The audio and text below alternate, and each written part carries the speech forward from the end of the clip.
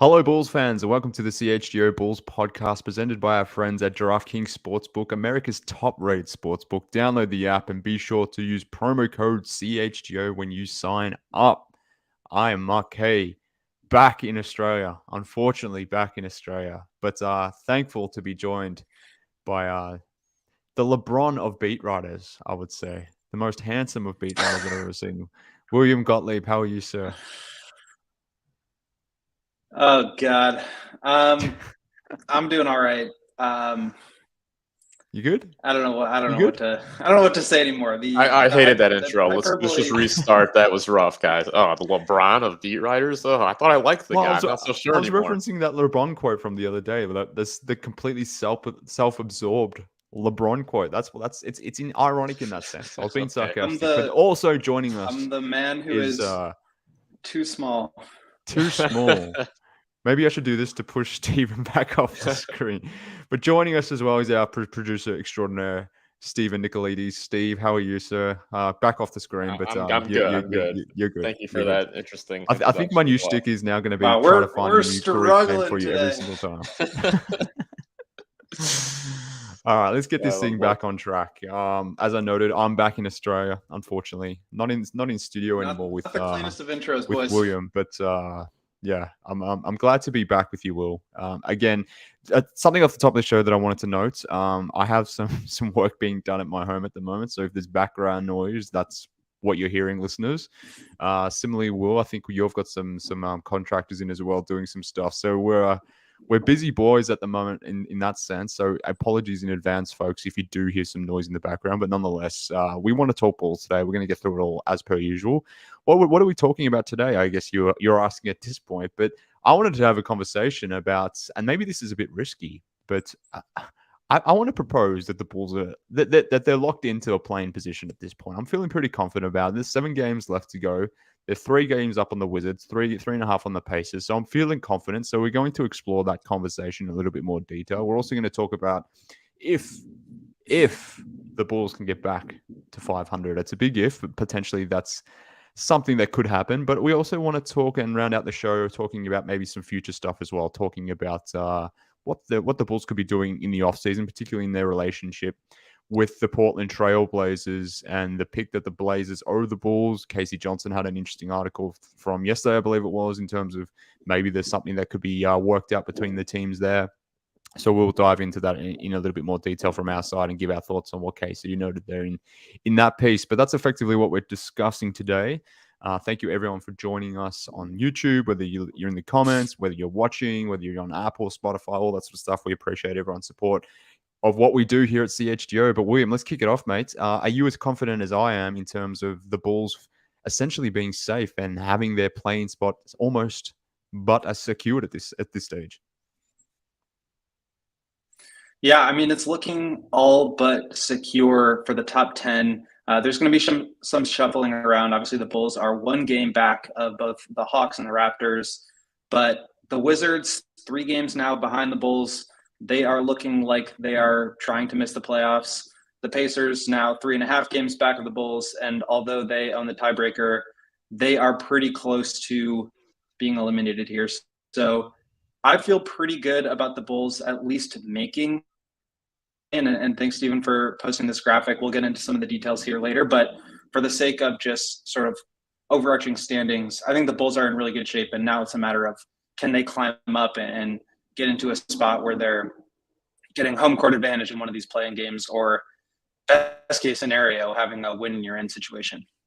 Yeah, definitely. And it's interesting what a week or two of good basketball could do, because, a couple of weeks back, I thought for sure this team was not making the play-in based on how they were playing. Since Patrick Beverley's arrived, the team's 10-6, I believe, off the top of my head. So they've put together a good stretch of basketball. They were 7 games below 500 at one stage before Beverley arrived. Obviously, there's still a few games under 500 at the moment, which we'll touch on a little bit more later on. But they've been playing good, respectable basketball. They've been one of the best basketball teams in the NBA over the last sort of month or so. So because of that, they've afforded themselves this position now where 7 games to go. Like I said, 3 and a bit games up on the Pacers, 3 games up on the Wizards. You would think, unless something completely, untoward were to happen, that this team is at least going to hit the 10th spot, which is good, which is a good thing, I guess. Like we talked about it last week. Will, like, depending on the perspective of how you look at this Bulls season, and look, we may at the end of the season they may be 39-43. That might be what the record says in the record books, and that's how we might ultimately be reflecting on this season. But just for this segment of the season, this portion that we're focusing on now, the final 20-ish games, they've been a transformed team, a much better team, and that because of that, they've enabled this position now where I do feel like they're going to make the play-in. And to your point, now it's just a conversation of, okay, cool, 10th seems like the minimum at this point, but where can they ultimately end up to? Can they get to 9th? Can they get to 8th? I guess that's the that's the conversation now. Right? Like the conversation's gone away from can they make the play-in to now where will they land in the play-in. So let's discuss that a little bit more in detail. But what are your initial thinkings around that? Obviously, the loss last night to the Clippers, somewhat impairs that to some degree. The Bulls still control their destiny to a large degree, but obviously we're keeping close eye on what the Hawks are doing as well as the Raptors. But what are your general thoughts about where the Bulls can land here going forward? We feel confident about them being in 10th at a minimum, but do you think they could hit 8th or even 9th? Yeah, it's tricky. I mean, I think they're right there.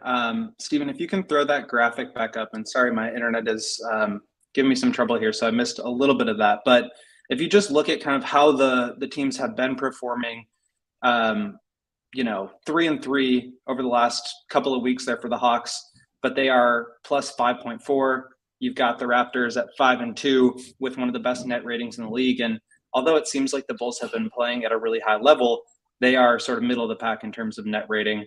As I mentioned, the Wizards and the Pacers have totally fallen off a cliff here, and it seems like they're playing for lottery balls at this point. But just in terms of how these teams are playing, Bulls sort of middle of the pack and a little bit behind both of these teams.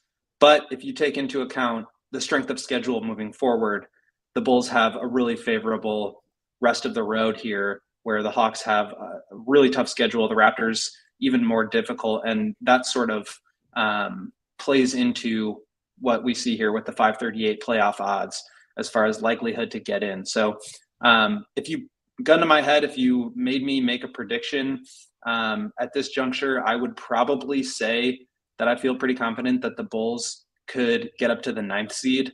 I think the Raptors are playing as well as they possibly can. I think they probably claw up to 8, and the Hawks will fall down to 10, just given the way that the tiebreakers work, and we can get more into that. But just high level, that's kind of where my mind is. And I feel like if they're in this situation, they can compete with any of these teams. I think the Raptors would be kind of the hardest matchup, but I'd feel confident against the Heat. I'd feel confident against the Nets, whichever one of those teams gets a 7th seed. I'd feel really confident against the Hawks, and they've got a game coming up against them. I think that they will have a pretty good chance of getting into the playoffs, assuming they don't match up with the Raptors in the first play-in game. Well, see, I don't know why. Maybe the I'm just I'm Pat Bev pilled rather at this stage. So maybe I'm just feeling maybe a little overly confident at this stage. But I do think the Bulls can get to 9th, and if the Raptors land at 10th, which I think is, well, maybe not the preferred scenario, but the most likely scenario based on the Raptors' strength of schedule or who they're playing coming up, I do think the Bulls have a chance against the Raptors if the Bulls can host that game. And I say that because the Raptors have been a pretty poor road team this season. So maybe my opinion changes if the Bulls are 10th and the Raptors are 9th. That will be tougher, I guess.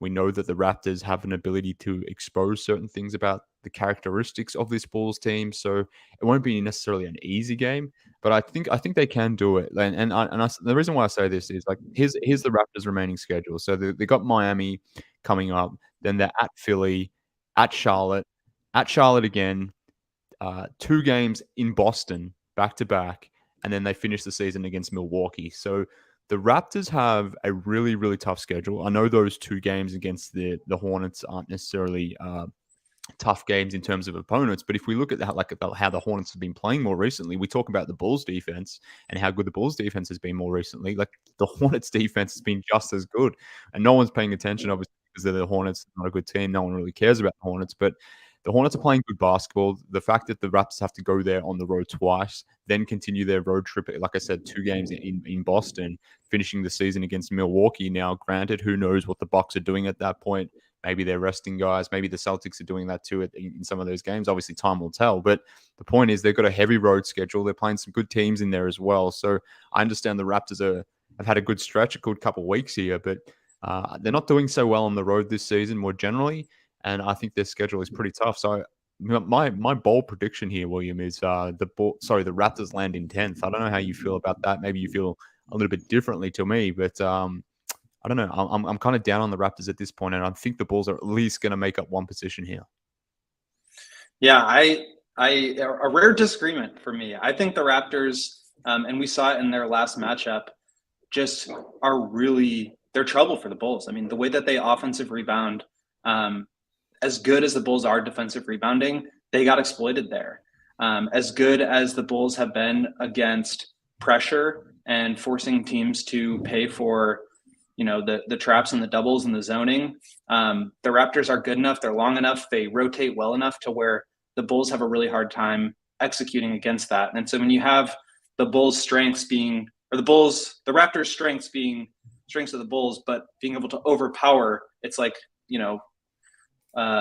immovable force, unstoppable object, or whatever the term is. And last matchup, at least, the Raptors really dominated. So, I think the offensive rebounding would be a huge problem. We've talked about the margin for error. If the Bulls aren't going to be able to close out possessions, if they're not going to be able to get to the free throw line, if they're not going to, prevent turnovers, they're going to have trouble. And the Raptors are really good at forcing all those things. So I would be scared of that matchup. I think Toronto is sort of a hostile place to play. But to your point, I mean, depending on how the rest of the standings shake out, the Bulls could be playing that game at home, and I think you'd feel a little bit more confident there. And then just to sort of put a bow on that, where it gets complicated now is the tiebreakers. And the Bulls have 1 game left against the Hawks, but they currently own the tiebreaker. If they end up tied, if the Hawks beat them in the remaining game, they would finish the season 2-2, and then it would go to best conference record. The Bulls have them there right now, but a lot can change over the next 7 games. The Raptors obviously own the tiebreaker over the Bulls, and the Hawks own the tiebreaker over the Raptors. So there's a lot of different ways that this could end up. This Hawks game is huge coming up in, I think it's a week from today, not just in terms of the standings and what that can mean for like climbing in the standings, but for these tiebreakers, I mean, so much is on the line here. And although it is like a spot in the play-in, the home court advantage, playing 2 versus 1 game, being on the road, being at home, having 2 tries, like that's a huge deal. So this is all, I think, going to come down to the wire, but I do feel confident that these are the 3 teams that are going to be 8, 9, and 10. And, with the way that the Raptors are playing right now, the Hawks are sort of getting this new coach boost from Quinn Snyder joining things. They've been playing really well, even though the record hasn't necessarily caught up to that. As well as the Bulls are playing, these teams are playing just as well, if not better, if you look at the net rating. So it's going to come down, I would say, to the last game of the season. I think it's going to be really tight for the next 2.5, 3 weeks. Yeah, and look, fortunately for the Bulls, their last game of the season is the Pistons. So I assume the Pistons will be wanting to lose that game just to shore up their tank odds. But look, there's essentially a week and a half to go in the season. The Bulls' last game, like I said, versus the Pistons, is on the 9th of April, which is essentially a week and a half away. It's a week on Sunday. So there's not a lot of games to go. There's not a lot of time left in this NBA season. And as you can see there on the graphic there, like that's the Bulls' run home. They got the Lakers tomorrow night. They're at Charlotte. There's a game against Memphis, the game against Atlanta at home, which you referenced. Then 2 tough games, or at least 1 tough game, that game against the Bucks on the road.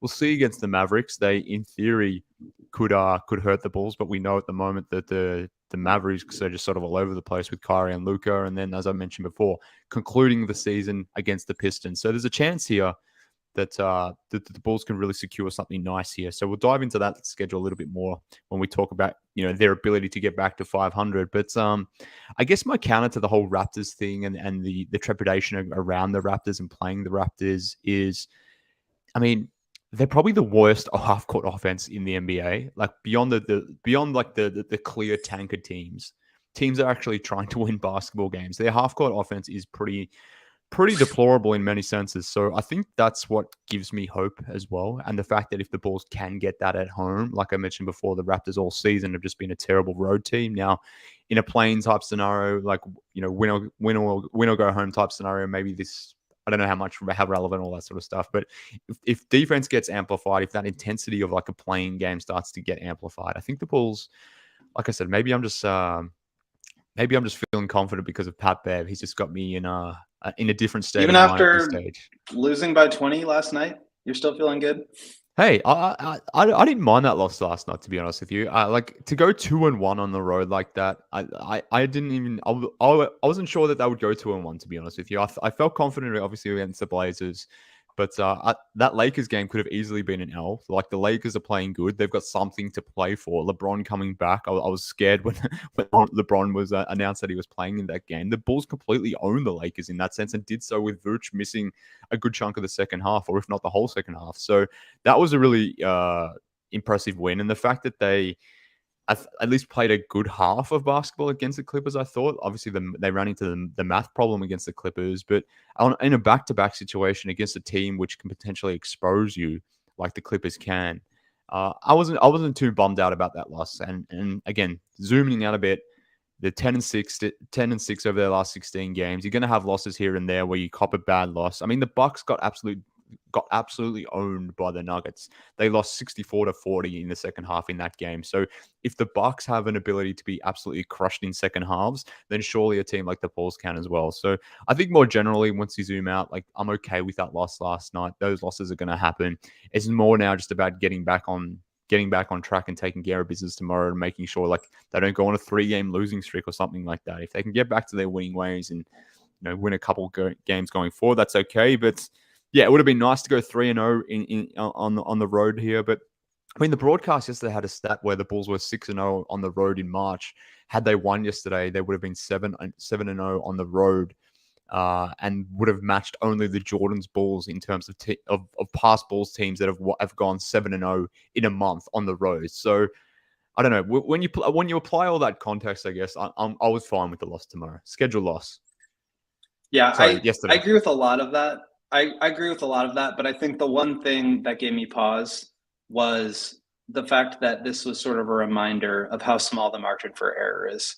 And that even if the Bulls, out rebound and prevent second chance points, even if they get to the free throw line more and have fewer turnovers, they can still lose a game because teams can get hot from three and the Bulls just can't match it. So especially when you look at this in terms of, a 1-game sample, which is what the play-in would be, right? Like, you can zoom out and look at the big picture all you want, but in a 1-game sample, it's a 1-game sample.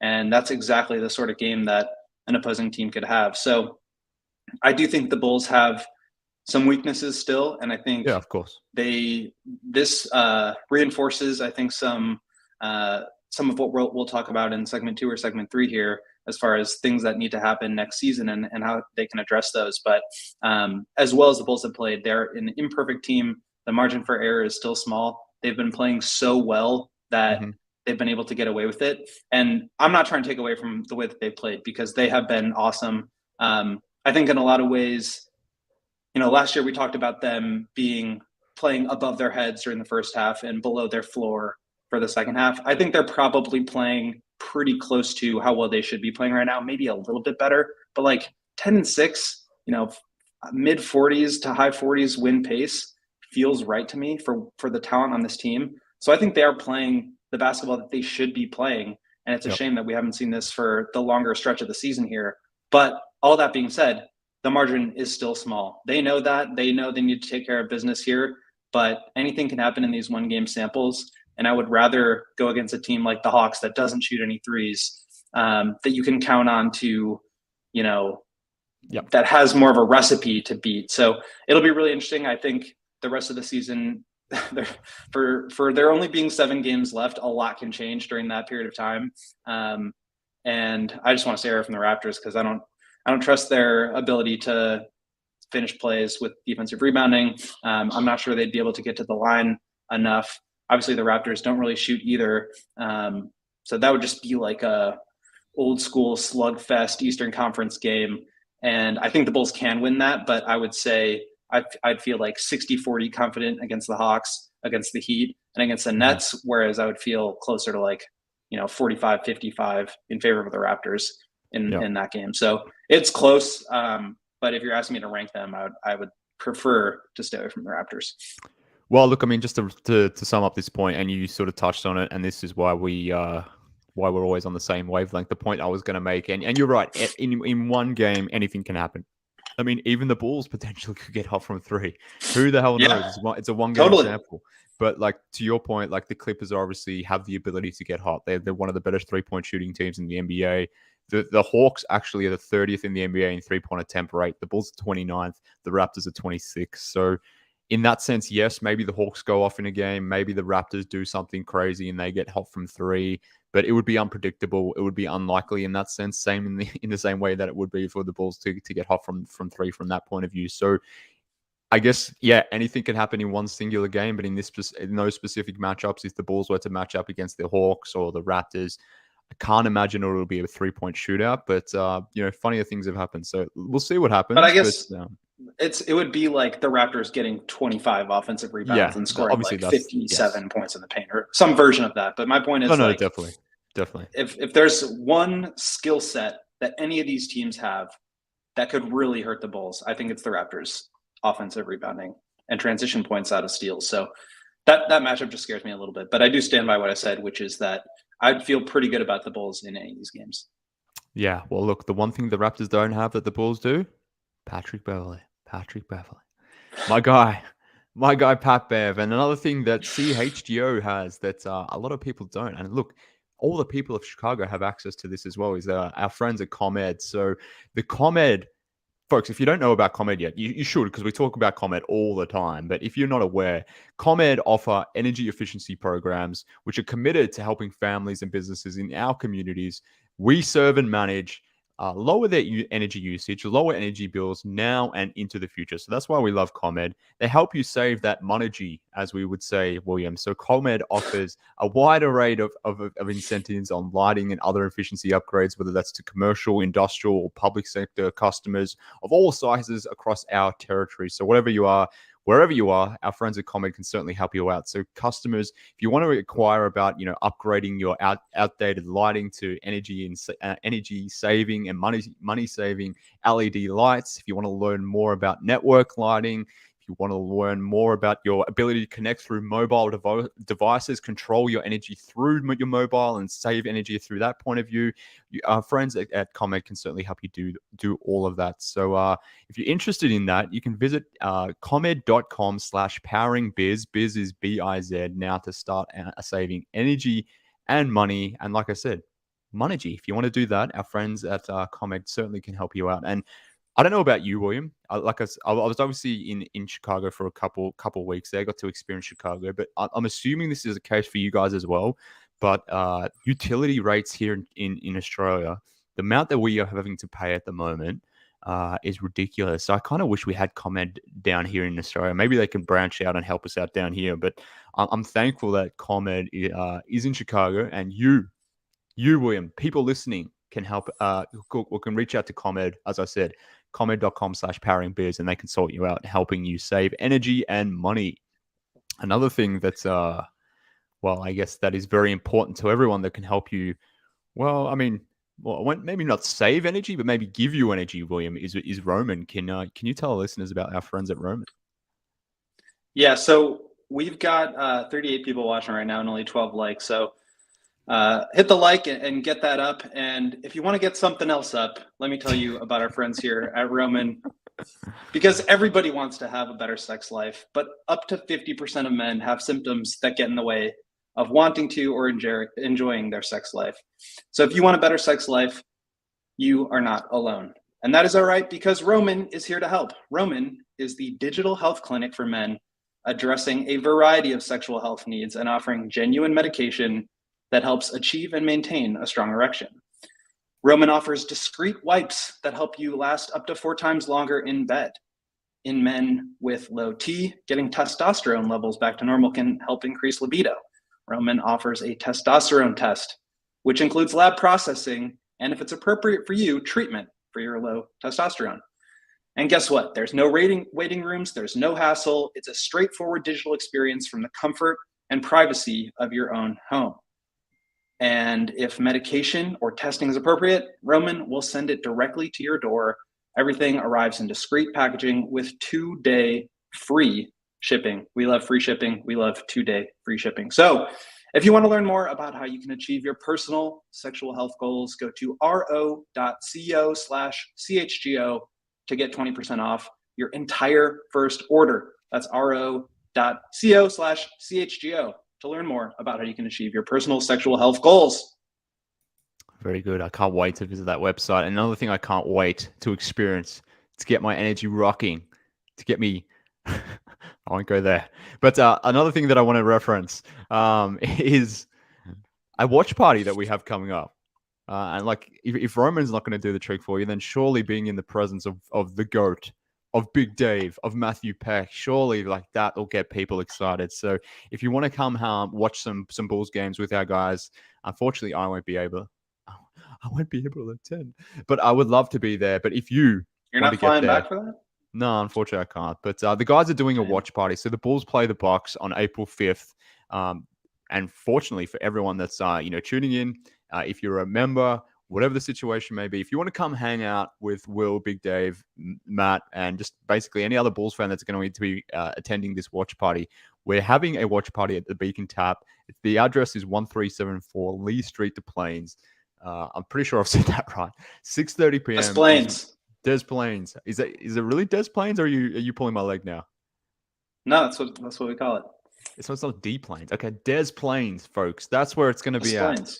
Des Plaines. So if you want to come hang with the guys, watch a Bulls game in person with these fine young gentlemen. And can I say that was a highlight of my trip. Getting to watch Bulls basketball with these guys was so fun. You're going to love it if you can head out there to, like I said, to the Beacon Tap in Des Plaines. Bulls versus Bucks. Hopefully we can get that W. So if you're interested, check out all our socials. We'll certainly be pumping this out a little bit more as we head through the next week. But there is an Eventbrite link as well where you can sort of sign up, register if you want to be part of it. We'd love to see you there. We'd love to have a brew with you guys and watch the Bulls take down the Bucks. That's definitely a thing that's going to happen that night. So and if not, then commiseration drinks for everyone, I guess. So, but it'll be a bunch of fun. Last year the Bucks tanked out of second position to get into third to face the Bulls. So I think that this year they might be trying extra hard to keep their first position so that they can face the Bulls in the playoffs. But this is a free event. It will be a lot of fun, but make sure you sign up on the Eventbrite. That will be posted in the description of this. We'll have it posted on Twitter, Instagram, all our socials, just so we can get a sense of how many people are going to be there and who will be joining us. But totally free. Come hang out. It'll be a lot of fun.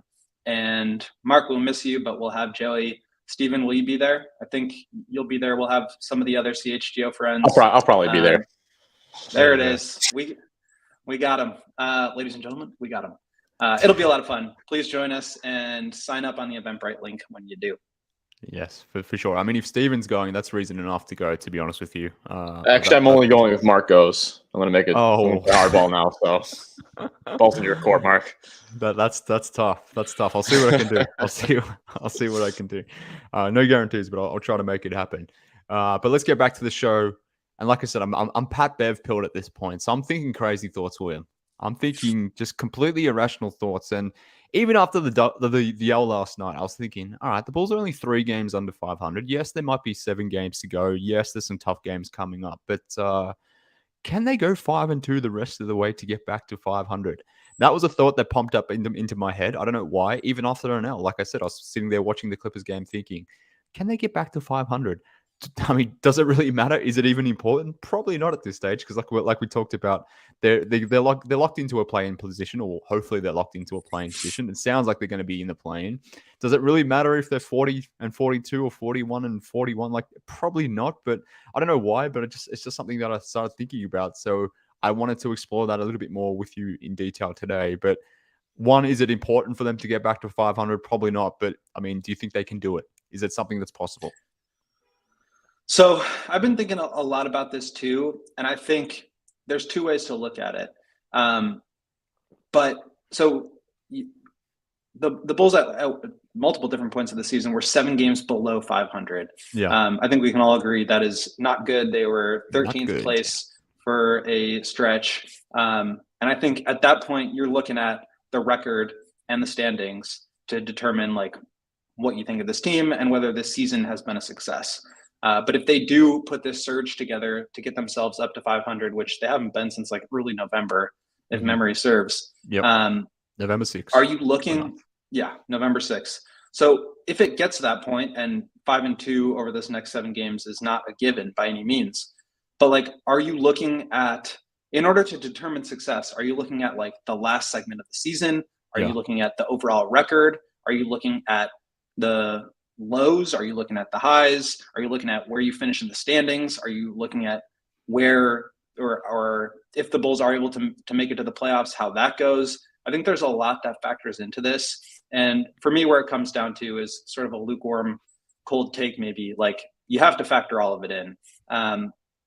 As I said, I think the Bulls were playing below their floor to start this year. I mean, but it was 60 games, right? Like, that's a huge sample. If you put the last, 23 games after the All-Star break last year, plus the first half of this season together, I mean, that's a really long, extended sample of the Bulls playing below the talent level.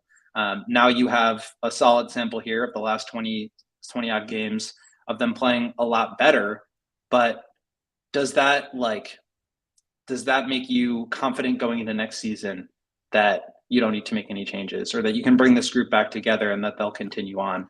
I think that those are sort of mutually exclusive. Like, you can think that the second part of the season was successful, but also think you need to make changes. And I think that's kind of where I stand on it. But at the end of the day, like, we've seen the true colors of this team over the stretch of the season. We've seen them blow leads. We've seen them be 7 games below 500 and the 13th seed. And we've seen them play up to their talent level.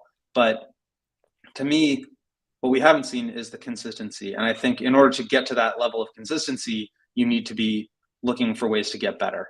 And so I think, despite finishing on a strong note here, and I'm glad they are, because like, whimpering out the way that they played leading into the deadline on like a 7-game losing streak, it's unacceptable. And so it feels a lot better, and I know they feel a lot better for finishing out this season strong, but that does not excuse them from doing nothing at the summer.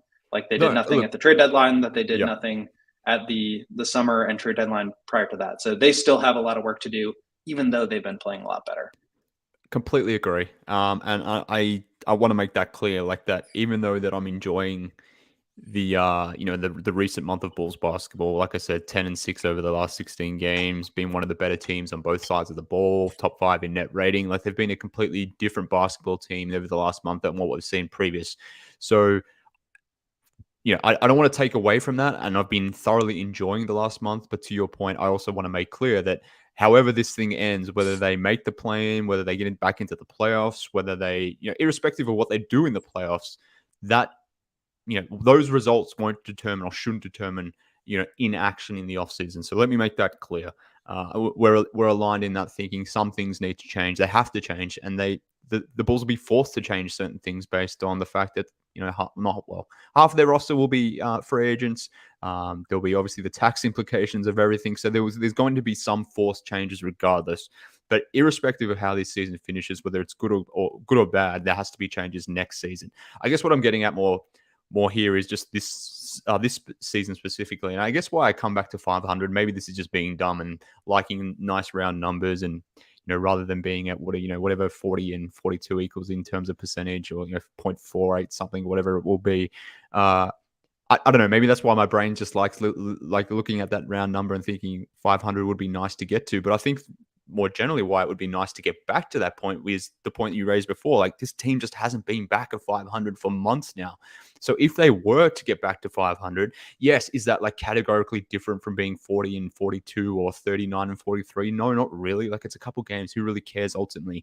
But I just think where this team has been, so like where they've been so far under 500 for much of this season, for them to get back to that point, I think that would be actually commendable. And like I said, them getting back to 500 is not a, they shouldn't be hanging a banner for getting back to 500. We shouldn't be celebrating it as, a major success in terms of them getting back to 500. But based on all the nonsense that we've had to deal with over the first 4 months of the season, for even first 5 months of the season, if they were to get back to 500 for whatever reason, again, I just keep coming back to that number. I think that would be somewhat of a mini success. Now, it doesn't meet the success, the criteria that AK has, sort of suggested the team needed to hit in the offseason or in the preseason. He made it very clear that this team needs to improve on what they did last season. He didn't categorically say, we need to win X amount of games, we need to do this and this. But they obviously made the playoffs first round last season. They were a 6th seed. They made the first round. They took a game off the Bucks. So presumably, he wants to improve on that. Now, getting into the plane as the 10th seed and stopping there and maybe winning 40 games is not an improvement. Maybe even getting back into the playoffs and getting into the first round, playing the Bucks again and only taking 1 game off them again is not necessarily improvement in itself as well. So there's still a lot of ways this can go, I guess is the point. But for me, at least, based on how this regular season is concluding, if they were to get back to 500, given that they've been so far under 500 throughout all this season, I think that would be a commendable achievement at least. And like I said, maybe I'm too Pat Bev pilled at this point, and being too C red, but I would take that as a mini win from my point of view at least. Yeah, and I think that's fair, but I do want to double down on what I said, which is that I'll say it this way. I think there are a lot of fans who feel like any sort of win that Arturas and Mark Eversley can take is a step towards them not making the moves that they are required to make here in order to improve this team. Because I do think at the end of the day, we kind of know what this group is, whether they are surging at the moment or whether they are completely floundering for 60 games. We know that this team at its best right now is 500. This is not a contender. This is not a second round of the playoffs team, and that's not good enough. So Arturas said at the beginning of this year he wants to improve on last year.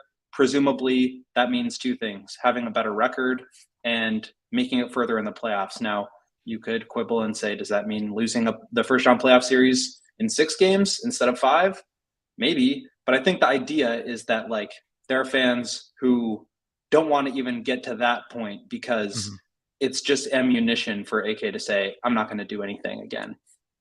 So I think as long as they get to a point, and this is where I double down and say, as long as they get to a point where they're making a move this summer, I don't really think it matters how they finish out the season, because they still, at the end of the day, we all know that they still need to make a move.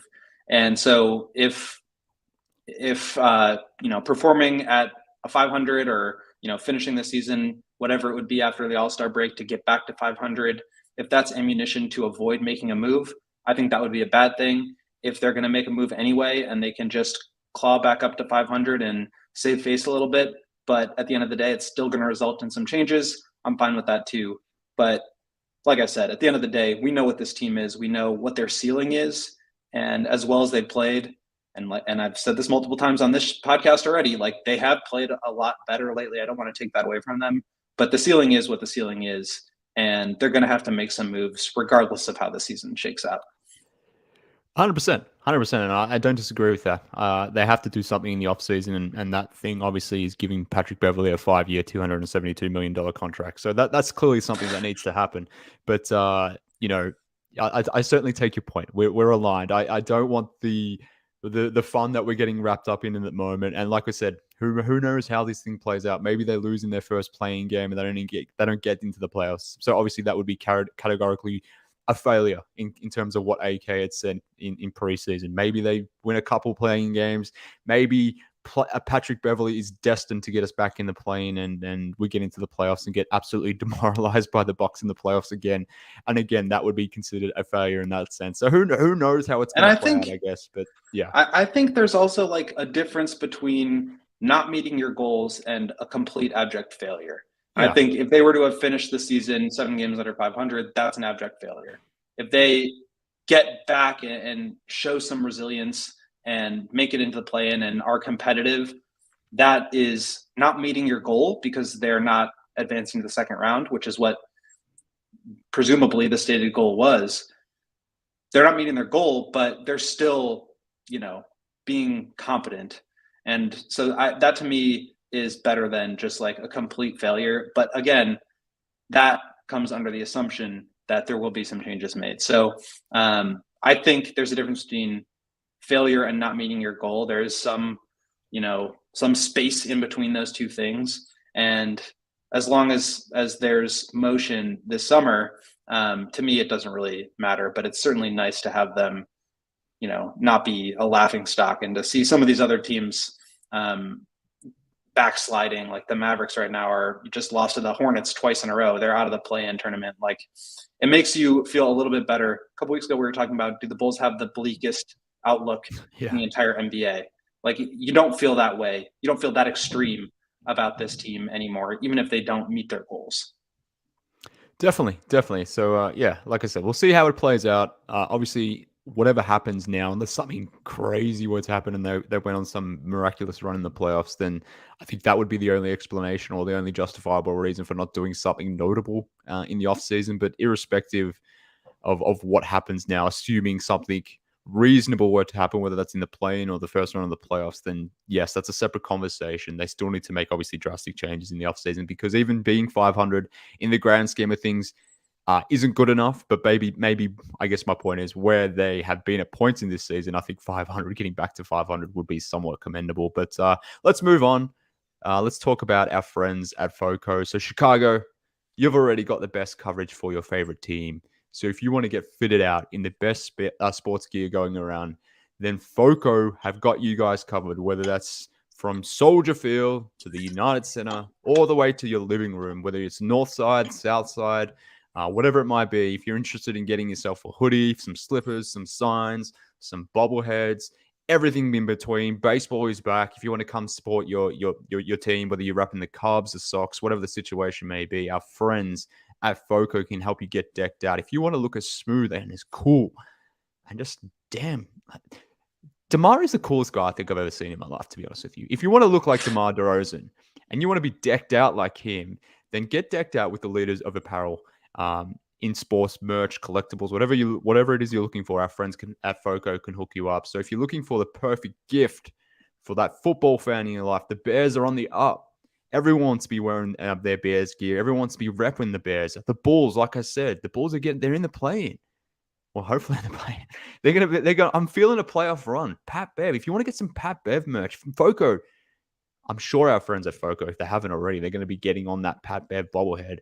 But particularly if he leads us to the an illustrious playoff run here. But head on over to Foco. They've got you covered, like I said, from hoodies, everything in between, any type of merch, anything you want to get. Our friends at Foco will help you out. So check out Foco.com. Use the link in the description of this podcast episode.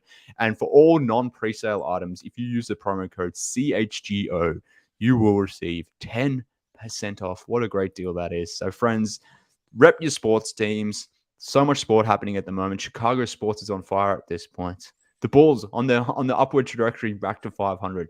Help support us here at CHGO by supporting our friends over at Foco and get yourself some cool Bulls merch. But William, can you also tell our friends about our partners at DraftKings? Our partners at DraftKings, our favorite sponsors at DraftKings, our presenting sponsor is DraftKings Sportsbook. And I have been using DraftKings Sportsbook since, I don't know what year it was. I was in college. Daily fantasy had just become a thing. I was losing money every night, picking my guys and failing miserably. But since then, they have become a sportsbook, an official sports betting partner of the NBA and the best sportsbook out there. They've got their same game parlays. You can get into some baseball betting. We've got the Cubs and the Sox starting up on Thursday.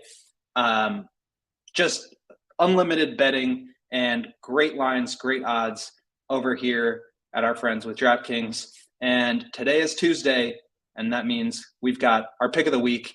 And why pick just one game? I'm going with the 3-leg parlay here for the pick of the week, and is the Bulls play-in pick of the week. So I'm picking 3 games that, if I hit, will all help Bulls in the play-in race. I've got money line on tonight's Heat Raptors game. So Heat money line. I've got Cavs money line against the Hawks, and I've got Celtics money line against the Wizards. That would push the Wizards further away from the Bulls in the play-in race. It would push the Raptors down and secure a spot, or hopefully secure a spot for the Heat in the top 6, pushing the Nets into the play-in tournament and pushing the Bulls a half game closer to the Raptors. And then the Cavs, who again would solidify their spot in the top 4 of the Eastern Conference and push the Bulls within a half game of the Hawks. So I'm going 3-bet parlay. Very good odds here at DraftKings Sportsbook. It is our presenting sponsor, and you can go to the DraftKings Sportsbook app now. And if you sign up with promo code CHGO, new customers can bet $5 and get $200 in bonus bets instantly. Only at DraftKings Sportsbook, an official sports betting partner of the NBA, using promo code CHGO. Minimum age and eligibility restrictions apply. See show notes for details. So I love that our friends at DraftKings have the ability to offer such a great parlay. But I'm just wondering, William, you had mentioned there that you made a lot of bets when you're in college, that perhaps you weren't as successful as a bettor back then as what you are now. But I'm just wondering, did you see the news about Jimmy Butler and the fact that he's missing this game against the Raptors? And does that impact your parlay at all?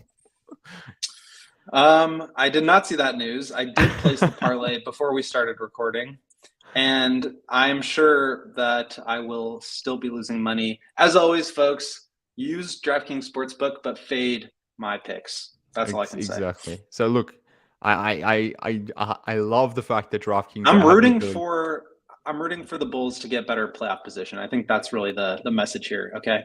Okay. I respect that. I respect that. You're putting your hard earned towards it, but just maybe check the news next time. But thank you.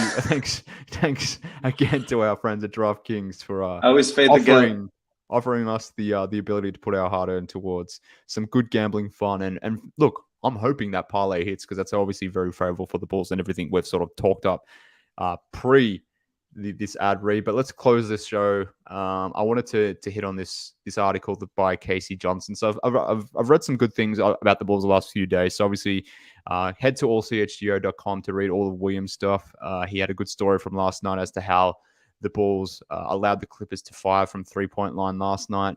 My great mate Joe Cowley had a great story about Billy Donovan and the fact that, DeMar, Patrick Beverley, a few others, how much they love Billy Donovan and why you should love Billy Donovan too. But also another good story that I read more recently, like I said, was that article from Casey Johnson, who referenced the fact that obviously the Bulls own the Portland Trail Blazers draft pick. The protections on that pick are so that it doesn't seem like the Blazers are going to be handing over their pick to the Bulls this season, particularly with given the news that they've recently shut down Damian Lillard. He won't be playing another game this season. So clearly the Blazers are all in on the tank. That pick won't be converting to the Bulls this offseason.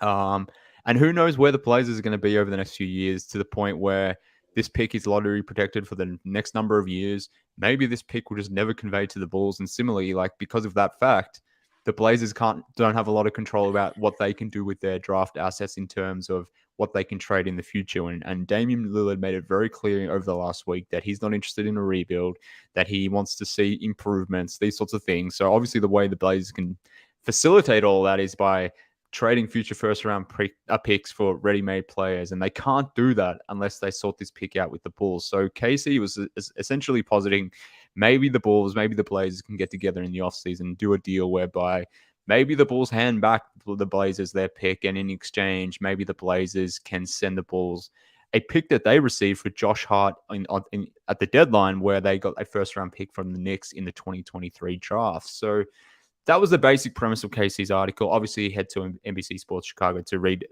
that in more detail, but I wanted to explore that a little bit more with you, William, and just the general thought about this. Is this something that the Bulls should be seriously entertaining?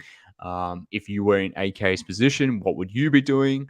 What are your general thoughts on maybe the Bulls and Blazers coming to an agreement in the offseason in terms of exchanging this pick and both teams essentially getting off the protections of this pick? Yeah, it's something that I have heard rumblings on as well. I think I've said it multiple times on this podcast that basically the Blazers are in a position now where if they are a lottery team this year, they keep their pick and it folds over to the next year. If they are a lottery team next year, they keep their pick and it folds over to the next year. And that happens until 2028, so 5 more drafts. And basically what that means is they cannot trade any future first-round picks until 2030, I think would be the first pick that they would be able to trade. Yeah. Why is that important? That is important because, as you mentioned, Damian Lillard not interested in a rebuild. So the Blazers kind of have 2 paths they can go here. They can trade Damian Lillard and get an ungodly amount of assets, but Dame's their guy, and he's been there his entire career, and he's talked ad nauseum about how winning a championship with another team doesn't really interest him, about how winning a championship in Portland would be the most gratifying, and about how, you know, he doesn't really subscribe to ring culture, and he is the greatest player in franchise history in Portland. He doesn't necessarily want to leave that. Now, the Blazers could just say, well, we're going to trade you anyway because that's really the direction we're going here. But they could also package a really strong set of assets here with Shaedon Sharpe, 7th overall pick, who's shown a lot of promise, super athletic swingman. They've got Anthony Simons, who's a very explosive scorer, and they've got some other young guys, but they've also got all their draft picks if they remove the protection on the one that they owe to the Bulls. So the Bulls are in this position where they actually have kind of a lot of leverage over the Blazers, because if the Blazers want to make any sort of win now move to add talent around Dame and Jeremy Grant and Yusuf Nurkic, they're going to have to get their pick back, the ability to trade their future first-round picks. So the Bulls can say, well, look, if you think you're going to get another star, you're not going to be able to do it without trading any future draft picks. And if you want to do that, you got to pay the piper. So the Bulls do have some leverage here. And to your point, Mark, and what was in the story and what I've also heard on the side is that could be, you know, the price of that could be the Knicks pick. So the Knicks pick, which, as you mentioned, was sent to the Blazers in the Josh Hart deal, is lottery protected. The Blazers could give that to the Bulls and say, remove the protection on our pick or give us our pick back. You can have this pick. It'll probably be in the 20 to 25 range, and we'll just call it there. I think that'd be a great outcome for the Bulls because they get a pick in a year where they otherwise wouldn't have one. It wouldn't necessarily be as high as the Blazers' potential pick could be, but the Blazers could also not make the playoffs until 2029, and then the Bulls would be shit out of luck. So I think this would be a great outcome for the Bulls. If the Blazers decide to trade Dame instead, they could just keep their pick and basically tank until they determine they don't need to tank anymore and then work out a deal in the future. But I don't think they'll go that direction. Obviously, a lot can change over the summer if Dame demands a trade or something like that. But the Bulls are in a good spot here where they could potentially get this Knicks pick and help the Blazers sort of reorient their future around Dame while picking up another asset. Maybe Wemby falls to 25. I think that's a good take. That's what I was going to note. Maybe, just maybe, there's a chance that Wemby falls. But no, I think it makes sense for both teams. And like you noted, the Bulls have leverage in this situation, so it makes sense to organize some sort of deal here. Like, it makes sense for both teams, for the futures of both teams. The Bulls have limited assets. Yes, they've got the leverage in this situation, but they're also out of first-round picks going forward. We've talked about the fact that they need to make changes to this rosters, and one of the ways that AK has done this in the past is obviously signing trades and using picks in those types of signing trades to facilitate the acquisition of Lonzo Ball, DeMar DeRozan, obviously Alex Caruso, was a sign and trade too, if I'm remembering correctly. But essentially, they've given up assets in order to build out the team that they've currently got in place. Now, I'm not suggesting that if they were to acquire this pick now in the offseason from the Blazers via the Knicks, that they need to trade that for a ready-made guy. I'm not suggesting that should be the case, but it's an option that they would have that they currently don't, given that their pick is headed most likely to the Orlando Magic this offseason as well. So it just gives the team more optionality from that point of view, from a Bulls point of view, and to your point, from a Blazers perspective, it just gives them more control of their draft. It allows them to do some more win now moves around Dame, as you noted. So it makes sense for both teams. For the price of a late first round pick too. I mean, I think that's that's actually good value for them. So Yeah, obviously, I think like so. the idea of trading a first round pick for your own pick back doesn't necessarily sound all that sexy. But the fact is, like, they would have all the flexibility in the world to go out and trade for Jaylen Brown or Joel Embiid or Bradley Beal or one of these guys that could actually really help them, all for the price of the 25th pick. I think that's a no-brainer for them. The Bulls maybe could even squeeze a little bit more out of them, but at the end of the day, I think that's a pretty good haul for the Bulls to get basically something when they could end up with nothing in 2028. Definitely. And look, where my mind naturally went after reading Casey's article was, all right, we're talking about exchanging picks here. Like, obviously the Bulls send their pick back to them. Maybe the Bulls get back the Knicks pick or whatever the ramifications are. But my mind went to something a little bit more grand in the sense that, is there a way of expanding this deal? Obviously, it would be centered around exchanging these first round picks. Like we said, the Bulls get the Knicks pick, the Blazers get their pick back and control their draft again. But is there something else that could happen? And what I'm getting at here is, obviously the Bulls have some notable free agents. I don't know if Vooch wants to remain in Chicago.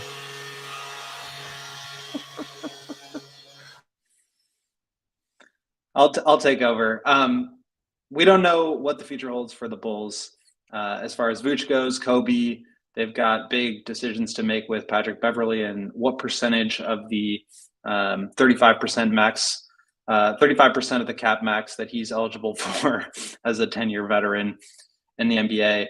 My mind went towards more of a multi-team deal, and it sounds like Mark was tipping at potentially, sending Vooch to the Blazers in a sign and trade that could net the Bulls something a little bit more lucrative.